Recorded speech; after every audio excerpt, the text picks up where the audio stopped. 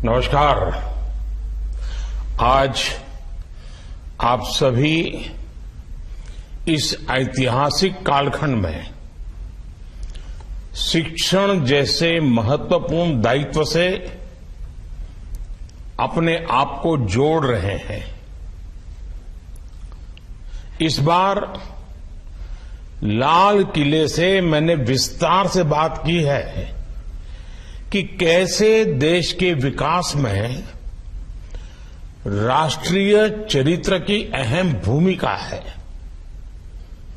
आप सभी पर भारत की भावी पीढ़ी को गढ़ने, उन्हें आधुनिकता में ढालने और नई दिशा देने की जिम्मेदारी है।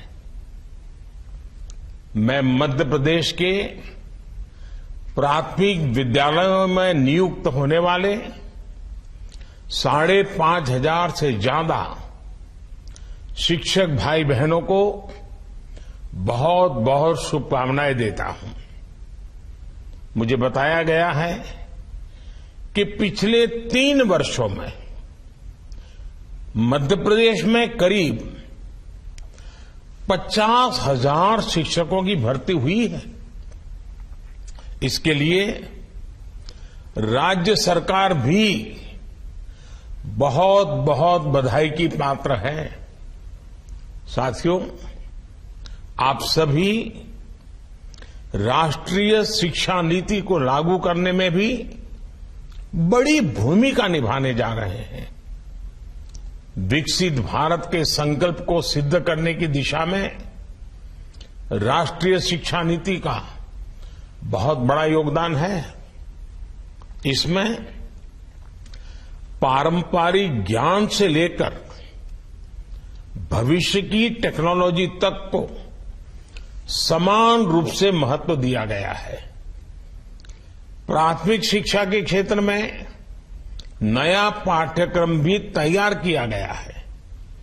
एक और बहुत बड़ा काम हुआ है मातृभाषा में पढ़ाई को लेकर। अंग्रेजी न जानने वाले अनेकों छात्रों को उनकी मातृभाषा में पढ़ाई ना कराकर एक तरह से उनके साथ बड़ा अन्याय किया गया था। ये सामाजिक न्याय के विरुद्ध था। अब इस अन्याय को भी हमारी सरकार ने दूर कर दिया है। अब सिलेबस में क्षेत्रीय भाषाओं की पुस्तकों पर बल दिया गया है। देश की शिक्षा व्यवस्था में ये बहुत बड़े बदलाव का आधार बनेगा। साथियों, जब सकारात्मक सोच, सही नियत, पूर्ण निष्ठा के साथ निर्णय होते हैं तो पूरा वातावरण सकारात्मकता से भर जाता है। अमृतकाल के पहले वर्ष में ही 2 बहुत बड़ी सकारात्मक खबरें आई है।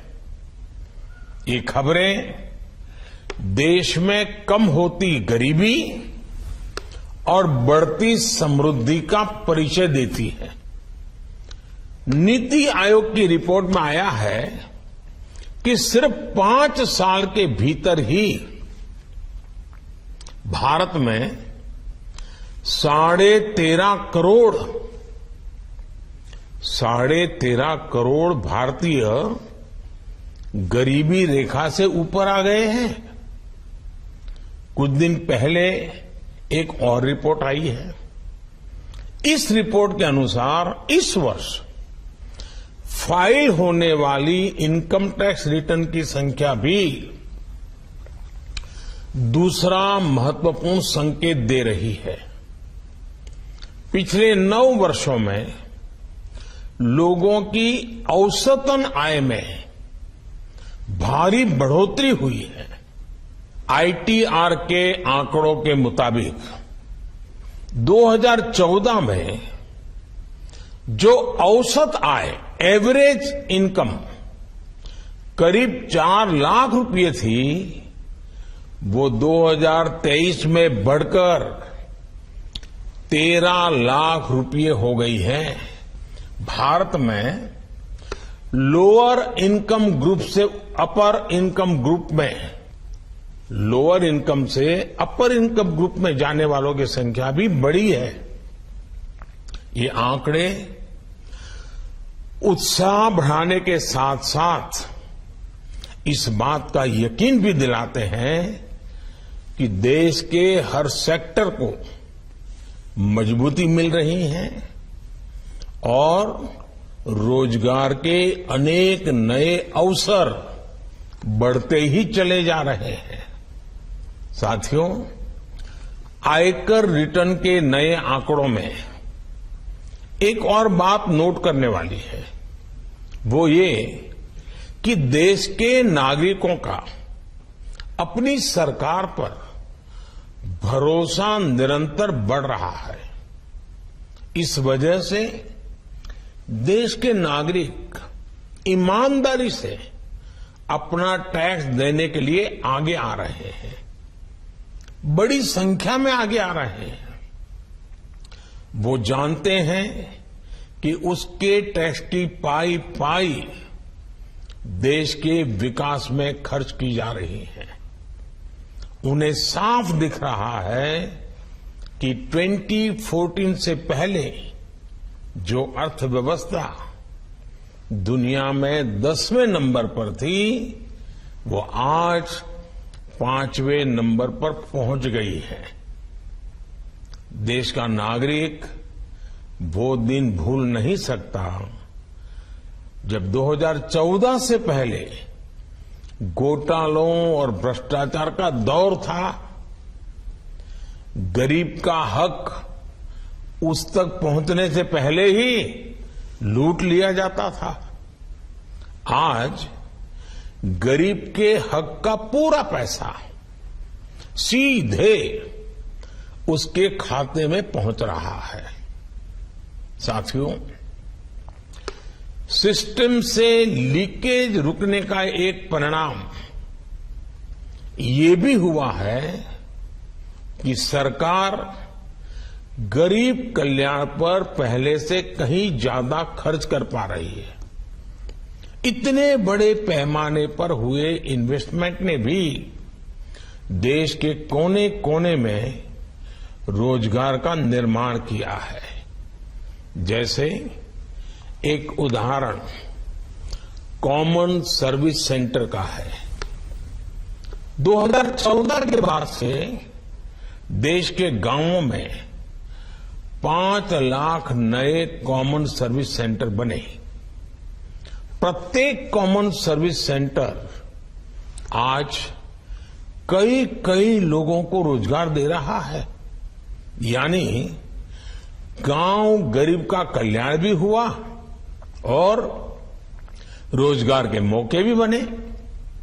साथियों, आज देश में शिक्षा, कौशल विकास और रोजगार, इन तीनों ही स्तरों पर दूरगामी नीति और निर्णय के साथ अनेकविध इनिशिएटिव लिए जा रहे हैं, अनेकविध काम हो रहे हैं। इस 15 अगस्त को मैंने लाल किले से पीएम विश्वकर्मा योजना की भी घोषणा की थी। ये योजना भी इसी विजन का प्रतिबिंब है। हमारे विश्वकर्मा साथियों के पारंपरिक कौशल को 21वीं सदी की जरूरतों के मुताबिक ढालने के लिए पीएम विश्वकर्मा योजना बनाई गई है। इस पर लगभग 13,000 करोड़ रुपए खर्च किए जाएंगे। इससे 18 अलग अलग तरह के हुनर से जो परिवार जुड़े हुए हैं, ऐसे परिवारों को हर प्रकार की सहायता दी जाएगी, उनको लाभ होगा। इससे समाज का वो वर्ग लाभान्वित होगा, जिनके महत्व की चर्चा तो होती थी, लेकिन उनकी स्थिति बेहतर करने का कभी ठोस प्रयास नहीं किया गया। विश्वकर्मा योजना के तहत लाभार्थियों को ट्रेनिंग के साथ ही आधुनिक टूल्स खरीदने के लिए वाउचर भी दिए जाएंगे। यानी पीएम विश्वकर्मा से युवाओं को अपना हुनर निखारने का और ज्यादा अवसर मिलेगा। साथियों, आज जो महानुभाव शिक्षक बन रहे हैं, उनसे मैं एक और बात करूंगा। आप सभी कड़ी मेहनत से यहां तक पहुंचे हैं। आगे भी आप सीखते रहने की प्रवृत्ति जारी रखें। आपकी मदद के लिए